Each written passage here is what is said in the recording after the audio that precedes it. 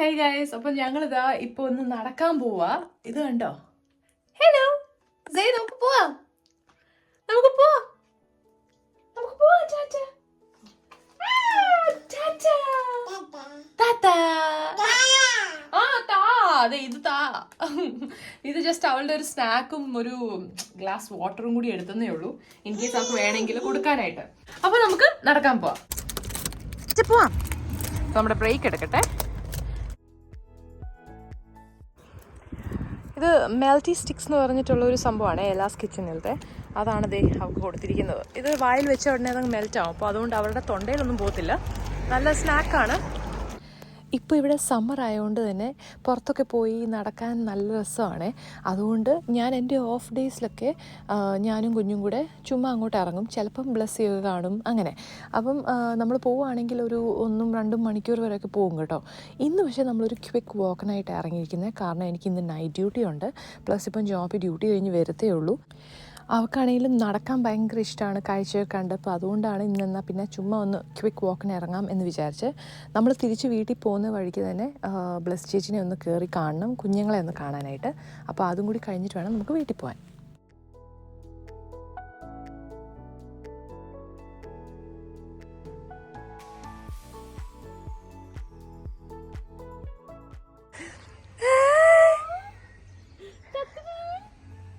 ELISA ചേച്ചി, അലന ചേച്ചി എന്തിയേ? ഞങ്ങൾ ചേച്ചിമാരെ കാണാനാ വന്നേ.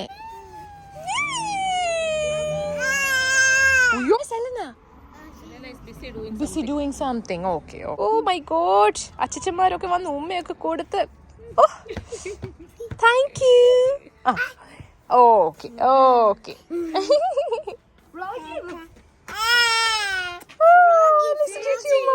എനിക്ക് വയ്യ എന്നാ ഞങ്ങൾ പയ്യെ നീങ്ങട്ടെ ചേച്ചി, നിങ്ങൾ കാര്യങ്ങൾ നടക്കട്ടെ. Okay bye. Okay bye bye. Tata.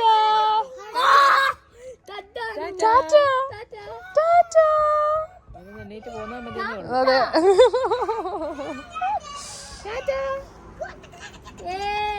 By. Tata.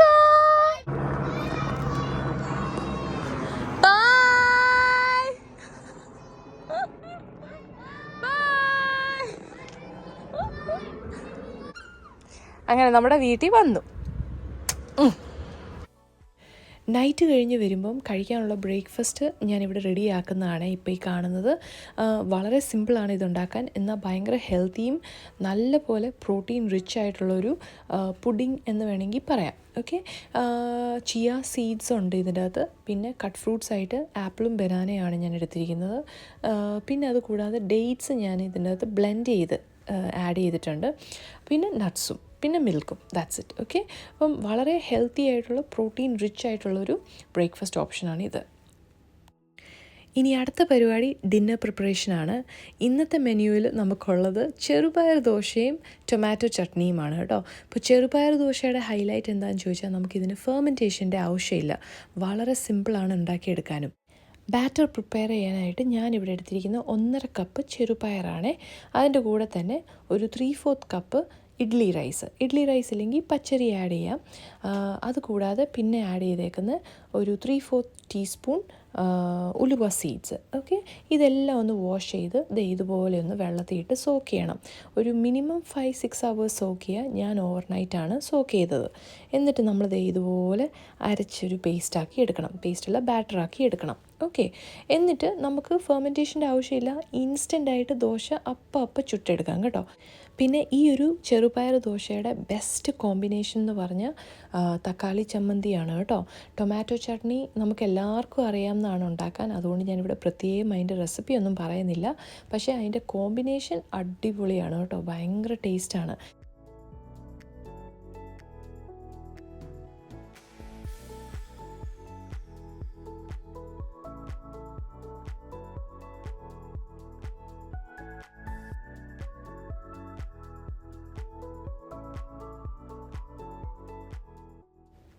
അങ്ങനെ നമ്മുടെ ചെറുപയർ ദോശ ഞാനിവിടെ റെഡിയാക്കി വെച്ചിട്ടുണ്ട്. കൂടെ കഴിക്കാനുള്ള ടൊമാറ്റോ ചട്നിയും സെറ്റപ്പായിട്ടുണ്ട്. ഇന്ന് ഞാൻ ആദ്യമായിട്ട് ഒരു നൈറ്റ് ഷിഫ്റ്റ് ചെയ്യാൻ പോവുകയാണ് കേട്ടോ. അതും 2.5 ഇയേഴ്സിന് ശേഷം ആദ്യത്തെ നൈറ്റ് ഷിഫ്റ്റാണ്. അപ്പോൾ അതിൻ്റേതായ ഒരു ചെറിയ ടെൻഷനും സ്റ്റാർട്ടിങ് ട്രബിളും ഒക്കെ ഉണ്ട് കേട്ടോ. പക്ഷേ എൻ്റെ കൂടെ നല്ലൊരു സപ്പോർട്ടീവ് ടീം ഉള്ളതാണ് എൻ്റെ ഒരു ധൈര്യം. പിന്നെ എനിക്ക് വേറെ ഒരു സംഭവം കൺസേൺ ആയിട്ടുള്ളതെന്ന് പറഞ്ഞാൽ കുഞ്ഞിനെ പറ്റി ഓർത്തിട്ടാണ്. കാരണം അവളിനി എന്തായി തീരും, അവൾ ഓക്കെ ആയിരിക്കുമോ, ആദ്യമായിട്ടല്ല ഞാൻ അവളുടെ അടുത്ത് നിന്ന് മാറി നിൽക്കുന്നത്. അപ്പോൾ അവളെങ്ങനെ കോപ്പ് ചെയ്യും എന്നൊക്കെയുള്ളൊരു ചിന്തയുണ്ട്. എനിവേയ്സ് നമുക്ക് നോക്കാം അല്ലേ. പിന്നെ ഞാൻ ഏത് ഷിഫ്റ്റിന് പോകുമ്പോഴും എൻ്റെ ബാഗ് എപ്പോഴും എന്താ പറയുന്നത്, ഒരു ഫുള്ളി സ്റ്റോക്ക്ഡ് ആയിരിക്കും കേട്ടോ. ഇടയ്ക്ക് കഴിക്കാനുള്ള സ്നാക്സും ഒക്കെ ഞാൻ കരുതിയിട്ടുണ്ടാവും. എനിക്കിങ്ങനെ ഇടയ്ക്ക് വിശക്കുകയും അല്ലെങ്കിൽ ഒരു എനർജി കിട്ടാൻ വേണ്ടിയിട്ട് ഇടയ്ക്ക് എന്തെങ്കിലും ഒന്ന് കഴിച്ചില്ലെങ്കിൽ എനിക്കങ്ങോട്ട് സമാധാനം കിട്ടത്തില്ല. അപ്പം എന്താ പറയുന്നത്, ബാഗ് എപ്പോഴും സ്റ്റോക്ക്ഡ് അപ്പ് ആയിരിക്കും. നമുക്ക് 7:45 ഷിഫ്റ്റ് സ്റ്റാർട്ട് ചെയ്യുന്നത്. അതുകൊണ്ട് തന്നെ ഞാൻ ഉദ്ദേശിച്ചേക്കുന്ന ഒരു 7:15 ആകുമ്പോൾ ഇറങ്ങാം എന്നാണ്. അതാകുമ്പോൾ പയ്യെ നടന്ന് ഒരു 15 മിനിറ്റ്സ് നടക്കാൻ എടുക്കുമല്ലോ. 7:30 ആകുമ്പോൾ അവിടെ എത്തുക, എന്നിട്ട് പെട്ടെന്ന് സ്ക്രബിലോട്ട് മാറി കഴിഞ്ഞാൽ പയ്യാണ് ഒഴുകുന്നത്. വേറെ ഒന്നും കൊണ്ടല്ല, മേളിൽ ജയ്ക്കുട്ടൻ കിടന്ന് ഉറങ്ങുവാണ്. അവൾ ഇൻറ്റ് കഴിഞ്ഞാൽ പിന്നെ ബഹളമാവും, പിന്നെ എനിക്ക് പോകാൻ വൈകും. അപ്പോൾ അതുകൊണ്ട് എന്താ പറയുന്നത്, ഞാൻ പൊതുവേ ഡ്യൂട്ടിക്ക് പോകുമ്പോൾ അവളെ ഉറക്കി കിടത്തിയിട്ടാണ് ഡ്യൂട്ടിക്ക് പോകാറുള്ളത് കേട്ടോ. ചില ദിവസങ്ങൾ മാത്രമേ ഉള്ളൂ അവൾ, എസ്പെഷ്യലി മോർണിംഗ് ഷിഫ്റ്റ് വല്ലതും ആണെങ്കിൽ മാത്രമേ ഉള്ളൂ അവൾ ചാടി ഇറങ്ങി എൻ്റെ കൂടെ തന്നെ ഇറങ്ങി വരുന്നത്.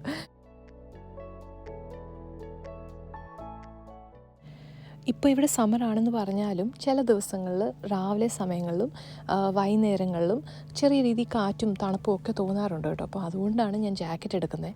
നമുക്ക് പറയാൻ പറ്റത്തില്ല എന്തുവാണ്, നാളെ രാവിലെ ഡ്യൂട്ടി കഴിഞ്ഞ് വരുമ്പം നല്ല തണുപ്പാണെങ്കിൽ ബുദ്ധിമുട്ട് വരില്ലല്ലോ. അപ്പോൾ അതുകൊണ്ടാണ് ജാക്കറ്റ് എടുക്കുന്നത്. പിന്നെ പുറത്തോട്ട് ഇറങ്ങിക്കഴിഞ്ഞാൽ എല്ലായിടത്തും ചെറി ബ്ലോസംസ് ആണ് മൊത്തത്തിൽ പറയുകയാണെങ്കിൽ. പിന്നെ ഞാൻ ഈ വീഡിയോ ഞാൻ ഡ്യൂട്ടിക്ക് പോകുന്ന വഴിയിലത്തെ ക്ലിപ്സ് ഒന്നും എടുത്ത് നിങ്ങളെ ബോറടിപ്പിക്കുന്നില്ല. ഇതിന് മുന്നേ വേറൊരു വ്ളോഗിൽ ഞാൻ അത് കാണിച്ചിട്ടുണ്ടായിരുന്നു. അപ്പോൾ അതുകൊണ്ട് ഞാൻ അങ്ങനത്തെ ക്ലിപ്സ് ഒന്നും ഇനി ഈ വീഡിയോയിൽ ഇൻക്ലൂഡ് ചെയ്യുന്നില്ല കേട്ടോ.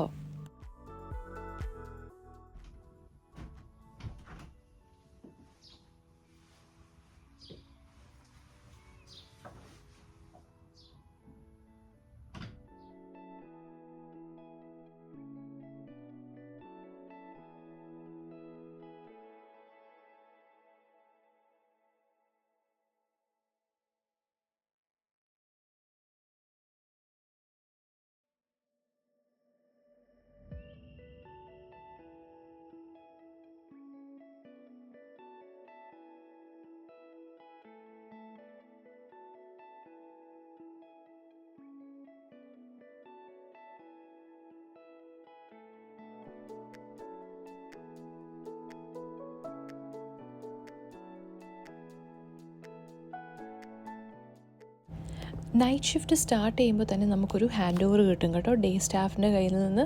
അപ്പം ഡേ ടീം അവർ പറയും നമ്മളോട് എത്ര കേസസ് അവർ ചെയ്തു, അല്ലെങ്കിൽ എന്തെങ്കിലും കേസുകൾ നമുക്ക് നൈറ്റുകാർക്ക് ചെയ്യാനുണ്ടോ, പിന്നെ അതല്ലാതെ എന്തെങ്കിലും സ്പെഷ്യൽ അനൗൺസ്മെൻറ്റ്സ് ഉണ്ടെങ്കിൽ അതും നമുക്ക് ഹാൻഡ് ഓവർ ചെയ്ത് തരും. അങ്ങനെ അതെല്ലാം കഴിയുമ്പോഴത്തേക്കും ഞാൻ ഇപ്പം നമ്മുടെ റിക്കവറിയിലുള്ള ഒരു സ്ക്രീനിൻ്റെ മുന്നേ വന്നിരിക്കുകയാണ്.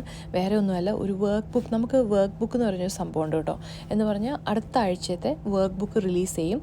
ആ വർക്ക് ബുക്കിൽ നമ്മൾ എവിടെയൊക്കെയാണ് അടുത്ത ആഴ്ച വർക്ക് ചെയ്യുന്നത്, ആരുടെയൊക്കെ കൂടെയാണ് വർക്ക് ചെയ്യുന്നത്, ഏതൊക്കെ ലിസ്റ്റിലാണ് എന്നൊക്കെ നമുക്ക് അറിയാൻ പറ്റും. അത് സത്യം പറഞ്ഞാൽ നമ്മളെ ഒന്ന് പ്രിപ്പയർ ആക്കാൻ സഹായിക്കുകയും ചെയ്യുമല്ലോ. അപ്പോൾ ഞാൻ അതൊക്കെ ഒന്ന് ജസ്റ്റ് നോക്കി വെക്കുമായിരുന്നു കേട്ടോ. ഞാൻ ഈ പ്രാവശ്യം വന്നപ്പം കണ്ട ഒരു മാറ്റമാണ് നമുക്ക് തിയേറ്ററിൻ്റെ ഉള്ളിൽ തന്നെ ഒരു വെൻഡിങ് മെഷീൻ അവൈലബിൾ ആയിട്ടുള്ളത് കേട്ടോ. സത്യം പറഞ്ഞാൽ ഇത് ഭയങ്കര ഹാൻഡിയാണ്, പക്ഷേ എന്നാലും കുറച്ച് എക്സ്പെൻസീവ് ആയതുകൊണ്ട് തന്നെ എല്ലാവരും എപ്പോഴും ഒന്നും മേടിക്കുന്നത് ഞാൻ കണ്ടിട്ടില്ല. എന്നാൽ പെട്ടെന്ന് ഒരു അത്യാവശ്യം വന്ന് നമുക്ക് മേടിച്ച് കഴിക്കാനുള്ള സെറ്റപ്പും ഇവിടെ ഉണ്ട്. നമുക്കിവിടെ നൈറ്റ് ഷിഫ്റ്റ് സ്റ്റാർട്ട് ചെയ്യുന്നത് 7:45 തുടങ്ങി രാവിലെ 8:15 വരെയാണ്. എൻ്റെ ഫസ്റ്റ് നൈറ്റ് ഷിഫ്റ്റാണ്. ഞാൻ തിരിച്ചിപ്പം തിയേറ്ററിലേക്ക് 2.5 വർഷം കഴിഞ്ഞിട്ടാണ് വരുന്നത്. അപ്പം ഏപ്രിലാണ് റീസ്റ്റാർട്ട് ചെയ്തത്, മെറ്റേണിറ്റിക്കൊക്കെ ശേഷം. അങ്ങനെ റീസ്റ്റാർട്ട് ചെയ്ത് ഇതെൻ്റെ 5ാമത്തെ ഷിഫ്റ്റാണ് കേട്ടോ. കഴിഞ്ഞ 4 ഷിഫ്റ്റും ലോങ് ഡേയ്സ് ആയിരുന്നു, കുഴപ്പമൊന്നുമില്ലായിരുന്നു. നമുക്ക് ആ ഒരു സ്റ്റാർട്ടിങ് ട്രബിൾ വരുമല്ലോ ഉറപ്പായിട്ടും. കാരണം നമ്മുടെ സ്കിൽസൊക്കെ എന്താ പറയുക, ബ്രഷപ്പ് ചെയ്ത് വരണം. പിന്നെ ഈ പറയുന്ന എല്ലാം സർജറീസ് പഠിച്ചെടുക്കാൻ നമ്മൾ കുറേയൊക്കെ നമുക്ക് ഓർമ്മയിൽ വരും, കുറേയൊക്കെ മിസ്ഡ് ഔട്ട് ആവും. പിന്നെ കുറേ ചേഞ്ചസ് വന്നിട്ടുണ്ട് ഇതിൻ്റെ ഇടയിൽ.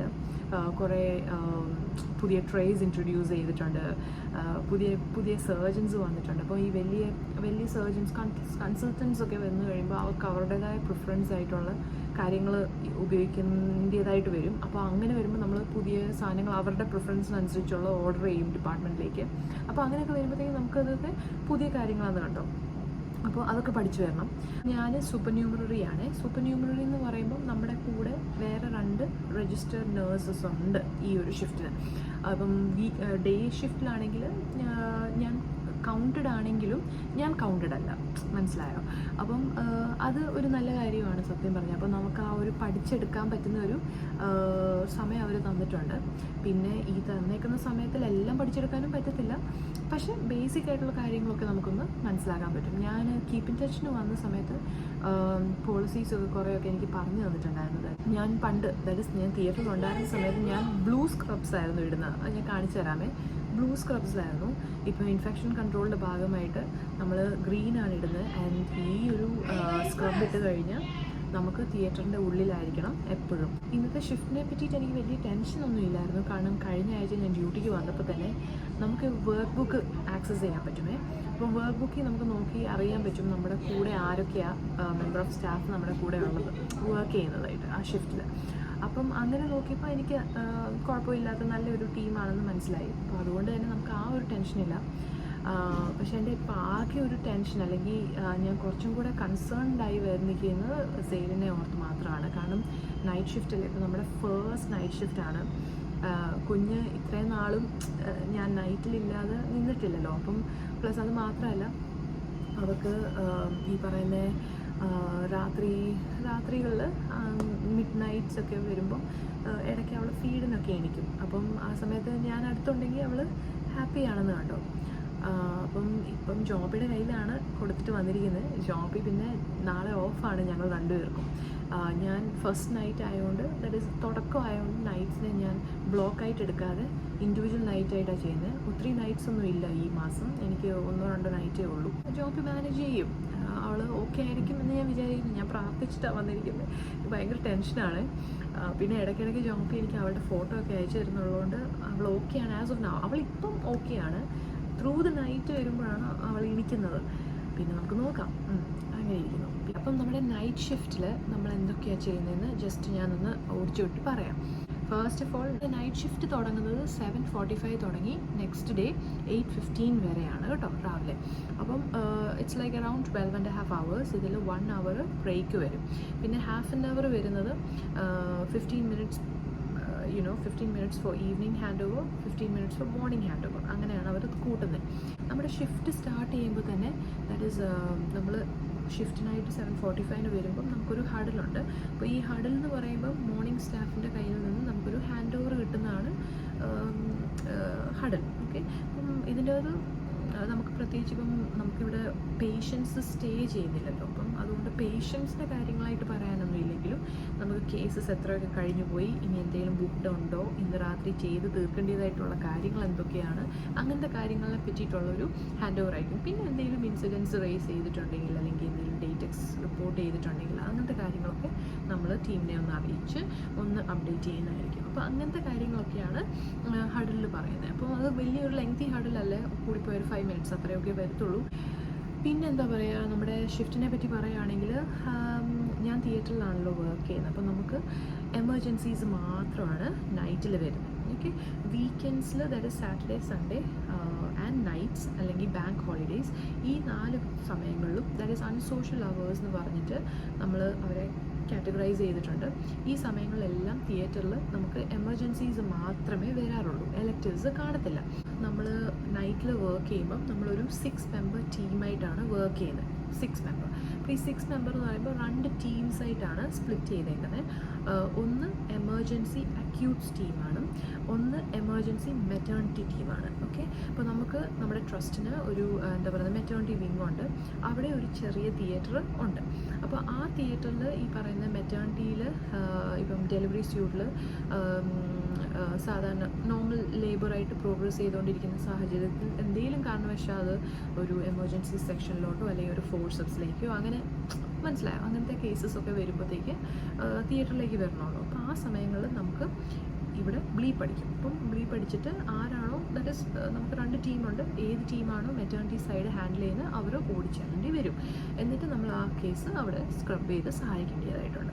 അവിടുന്ന് ഇവിടം വരെ വന്ന് ചെയ്യാന്ന് പറയുമ്പോൾ ഈസി അല്ലല്ലോ, അതൊരു ഭയങ്കര എമർജൻസി സിറ്റുവേഷൻ ആയതുകൊണ്ട് തന്നെ നമുക്ക് അവിടെ തന്നെ ഒരു ചെറിയ തിയേറ്റർ റെഡിയാക്കി ഇട്ടിട്ടുണ്ട്. നമുക്ക് അക്യൂട്ടിൻ്റെ ഒരു ടീമുണ്ട്, എമർജൻസി അക്യൂട്ട് ടീമുണ്ട്. അപ്പോൾ അവിടെ നമുക്ക് ഈ പറയുന്ന എന്തെങ്കിലും റിലേറ്റഡ്, അതായത് ഇപ്പം ഒരു ലാപ്രോട്ടമി ആവാം, ഇപ്പം ടോഷനായിട്ട് വന്നിട്ടുള്ള കേസസ് ഉണ്ടാവും. അപ്പോൾ അങ്ങനെയൊക്കെ വരുമ്പോൾ നമ്മൾ അക്യൂട്ട്സിൻ്റെ ടീമാണ് ഹാൻഡിൽ ചെയ്യുന്നത്. പിന്നെ നമുക്ക് 2 ടീംസിനും ബ്ലീപ്സ് ഉണ്ട്. അപ്പോൾ ഈ ബ്ലീപ്സിൽ നമുക്ക് ബ്ലീപ്പ് അടിക്കും, നമ്മൾ എന്നിട്ട് നമ്മുടെ കാര്യങ്ങൾ പോയി, ദാറ്റ് ഈസ് ബ്ലീപ്പ് അടിച്ച ഉടനെ നമ്മൾ പോയി ഇവിടെ ഫങ്ഷൻ ചെയ്യാം. പിന്നെ ഈ 2 ടീംസിലും നമ്മുടെ മെമ്പേഴ്സ് എന്ന് പറയുമ്പം ഒന്നൊരു രജിസ്റ്റേർഡ് നേഴ്സ് ആയിരിക്കും, അതുകൂടാതെ ഒരു ODP കാണും. ODP എന്ന് പറയുമ്പോൾ ഓപ്പറേറ്റിംഗ് ഡിപ്പാർട്ട്മെൻറ്റ് പ്രാക്ടീഷണർ. അപ്പം 2 രജിസ്റ്റേർഡ് നേഴ്സും ODPയും രജിസ്റ്റേർഡ് മെമ്പേഴ്സാണ് കേട്ടോ. അതുകൂടാതെ പിന്നെ ഒരു കെയർ സപ്പോർട്ട് വർക്കറും കാണും. അങ്ങനെ ഇൻറ്റു 2 6 മെമ്പേഴ്സ് വരും. ഓക്കെ. പിന്നെ നമുക്ക് രാത്രി കേസസ് ഒക്കെ വന്നാൽ നമ്മൾ റിക്കവറും നമ്മൾ തന്നെ ചെയ്യണം. മോർണിംഗിൽ നമുക്ക് റിക്കവറി സ്റ്റാഫുണ്ട്, നൈറ്റിൽ വരുമ്പം നമ്മൾ തന്നെ റിക്കവർ ചെയ്യേണ്ടതായിട്ടും ഉണ്ട്. ട്രോമ ഓർത്തോപെഡിക് കേസസ്, ഓർത്തോപെഡിക്ക് അങ്ങനെ വരാറില്ല, ട്രോമ വരാറുണ്ട് നൈറ്റിൽ. പക്ഷേ അത് കൂടുതലും ഞാൻ കണ്ടിരിക്കുന്നത് നെക്സ്റ്റ് ഡേ മോർണിംഗിൽ ചെയ്യാൻ വേണ്ടിയിട്ടാണ്, unless and until if it is causing A bleeding issue. അപ്പോൾ ഇതാണ് നമ്മുടെ കേസിൻ്റെ ആസ്പെക്റ്റിൽ നിന്ന് നോക്കിയാൽ നമ്മുടെ ഒരു റെസ്പോൺസിബിലിറ്റി. അതുകൂടാതെ നമുക്ക് വേറെ കുറച്ച് കാര്യങ്ങൾ ചെയ്യേണ്ടതായിട്ടുണ്ട് കേട്ടോ. എല്ലാ ഷിഫ്റ്റിനും നമ്മൾ വരുമ്പോൾ നമുക്ക് ചെയ്യേണ്ട കുറച്ച് കാര്യങ്ങളുണ്ട്. നമുക്ക് 5 തിയേറ്റേഴ്സാണ് ഈ ഒരു ഡിപ്പാർട്ട്മെൻറ്റിലുള്ളത്. ഈ 5 തിയേറ്റേഴ്സിലും ഓരോ സ്പെഷ്യാലിറ്റീസും റൺ ചെയ്യുന്നതാണ്. ഓക്കെ. അപ്പം നമുക്കറിയാൻ പറ്റും, നമുക്കൊരു പ്ലാറ്റ്ഫോമുണ്ട്, അത് ഓൺലൈനിൽ നമ്മൾ ലോഗിൻ ചെയ്തതിന് ശേഷം നമുക്കറിയാൻ പറ്റും അടുത്ത ദിവസം ഏതൊക്കെ കേസ് ഏതൊക്കെ തിയേറ്ററിലാണ് റൺ ചെയ്യാൻ പോകുന്നത്. അപ്പം ഡേ ടീം ഉണ്ടല്ലോ, ഡേ സ്റ്റാഫുകൾ നെക്സ്റ്റ് ഡേക്കുള്ള കാര്യങ്ങളെല്ലാം പ്രിപ്പയർ ചെയ്തിട്ടുണ്ടാവും. എന്നാലും നൈറ്റ് ടീമിൻ്റെ റെസ്പോൺസിബിലിറ്റിയാണ് നമ്മളതെല്ലാം റീചെക്ക് ചെയ്യേണ്ടതായിട്ടുണ്ട്. എന്തെങ്കിലും ഒരു എന്താ പറയുന്നത്, എന്തെങ്കിലും മിസ് ഔട്ട് ആയിട്ടുണ്ടോ, മനസ്സിലായി, അങ്ങനത്തെ കാര്യങ്ങൾ. അപ്പോൾ നമ്മുടെ എയിം എന്താണ്, നെക്സ്റ്റ് ഡേ കേസിന് പേഷ്യൻ്റ് വരുന്നതിന് മുമ്പേ എല്ലാ കേസസും സെറ്റപ്പ് ചെയ്ത് റെഡി ആയിരിക്കണം. Theatre also must be set up in a way that it is ready to go at any time, മനസ്സിലായി, അങ്ങനെ. അപ്പം നമ്മൾ അനസ്തെറ്റിക് റൂം സെറ്റപ്പ് ചെയ്യണം. അനസ്തെറ്റിക് റൂം സെറ്റപ്പ് ചെയ്യാൻ വേണ്ടിയിട്ട് ODP ഉണ്ട്. സ്ക്രബിൻ്റെ ഏരിയ സെറ്റപ്പ് ചെയ്യാൻ, അതായത് സ്ക്രബ് റൂം, ആ ഒരു ഓപ്പറേറ്റിംഗ് റൂം ഉണ്ടല്ലോ, ആ റൂം സെറ്റപ്പ് ചെയ്യേണ്ടത് നമ്മുടെ റെസ്പോൺസിബിലിറ്റിയാണ്. അപ്പം അതൊക്കെ നമ്മൾ റെഡിയാക്കുക. ഇപ്പം ഫോർ എക്സാമ്പിൾ ഒരു യൂറോളജി ലിസ്റ്റ് ഓടുന്നെങ്കിൽ യൂറോളജി സ്റ്റാക്കേഴ്സ് കൊണ്ടുവെക്കുക, കേസിൻ്റെ സെറ്റിംഗ് അപ്പ് എല്ലാം നമ്മൾ ഡ്രാഗിൻ ചെയ്ത് അതിൻ്റെ പൊസിഷനിൽ കൊണ്ടുവെക്കുക. പിന്നെ എന്താ പറയുക, സ്റ്റോക്സ് എല്ലാം ഉണ്ടോ എന്ന് നോക്കുക. അതാണ് നമ്മുടെ ഒരു റെസ്പോൺസിബിലിറ്റി. അതുകൂടാതെ നമ്മുടെ തിയേറ്ററിൻ്റെ ബാക്ക് കൊറിഡോറിലൊരു ഏരിയ ഉണ്ട്. ബാക്ക് കൊറിഡോർ എന്ന് പറഞ്ഞാൽ അവിടെ സ്റ്റെറൈലായിട്ടുള്ള കാര്യങ്ങളല്ല നടക്കുന്നത്. ദാറ്റ് ഈസ് നമ്മുടെ എന്താ പറയുന്നത്, കേസ് ഒക്കെ കഴിഞ്ഞ് നമ്മൾ SSDയിലേക്ക് പോകുന്ന പാത്തൊക്കെ അവിടെ കൂടെ. അപ്പം it's not a clean corridor, it's a dirty corridor എന്ന് വേണമെങ്കിൽ പറയാം. അപ്പോൾ ആ ഒരു ഏരിയയിലും നമ്മൾ എപ്പോഴും ശ്രദ്ധിക്കേണ്ടതായിട്ടുള്ള കാര്യങ്ങളെല്ലാം ക്ലീൻ ആണോ, നീറ്റാണോ, അല്ലാന്നുണ്ടെങ്കിൽ നമ്മൾ റെസ്പെക്റ്റീവായിട്ടുള്ള ടീംസിനെ വിളിച്ച് അതിൻ്റെ ക്ലീനിങ് എല്ലാം അറേഞ്ച് ചെയ്യേണ്ടതായിട്ടുണ്ട്. ഇത് പറയുന്നതിൻ്റെ കൂടെ തന്നെ തിയേറ്റേഴ്സ് എല്ലാം നമ്മൾ പുഷ് ഔട്ടും ചെയ്ത് ക്ലീൻ ചെയ്യാനുള്ള സാഹചര്യങ്ങൾ ഒരുക്കി കൊടുക്കുക. ദാറ്റ് ഈസ് അതിനൊരു ടീമുണ്ട്, അവർ വന്ന് ക്ലീൻ ചെയ്യും. അതൊക്കെ നമ്മൾ പക്ഷേ എന്താ പറയുക, അവരെ അറിയിക്കുക നമ്മൾ റെഡിയാണോ ക്ലീൻ ചെയ്യാനായിട്ട്. അവരെന്നിട്ട് വന്ന് ക്ലീൻ ചെയ്തതിന് ശേഷം നമ്മൾ പുഷും ചെയ്ത് കൊടുക്കണം. അങ്ങനത്തെ കാര്യങ്ങൾ മനസ്സിലായി. അപ്പം അതൊക്കെയാണ് റെസ്പോൺസിബിലിറ്റീസ് ആയിട്ട് വരുന്നത്. പിന്നെ നമുക്ക് മന്ത്ലി എക്സ്പയറി ഡേറ്റ് ചെക്സ് ഉണ്ട്, മന്ത്ലി ക്ലീനിങ് റോട്ടയുണ്ട്. ഇപ്പോൾ ഈ എക്സ്പയറി ഡേറ്റ്സ് എന്ന് പറയുമ്പോൾ നമുക്കറിയാം നമ്മുടെ ഡിപ്പാർട്ട്മെൻറ്റിൽ എപ്പോഴും ഇംപ്ലാൻസ് കാണും. അതിപ്പം ബ്രസ്റ്റ് ഇംപ്ലാൻസ് ഉണ്ടാവും, ട്രോമ ഓർത്തോപെഡിക് ഇംപ്ലാൻസ് കാണും, അങ്ങനെ കുറേ ഇംപ്ലാൻസ് ഉണ്ട്. അപ്പോൾ ഈ ഇംപ്ലാൻസ് ഒക്കെ നമുക്ക് നമ്മളെപ്പോഴും ചെക്ക് ചെയ്തുകൊണ്ടിരിക്കേണ്ടതായിട്ടുണ്ട്. എല്ലാം മന്ത്ലി ആയിട്ടാണ് നമ്മൾ ചെയ്യുന്നത്. നമുക്കൊരു ഫോൾഡറുണ്ട് ഇവിടെ, അത് നമുക്ക് നോക്കുമ്പോൾ അറിയാൻ പറ്റും എവിടെയാണ് നമ്മൾ കഴിഞ്ഞ മാസം എന്തൊക്കെ ചെക്ക് ചെയ്തു, എന്തൊക്കെ ചെക്ക് ചെയ്തില്ല. ചെക്ക് ചെയ്യാത്തത് അങ്ങനെ വരാറില്ല.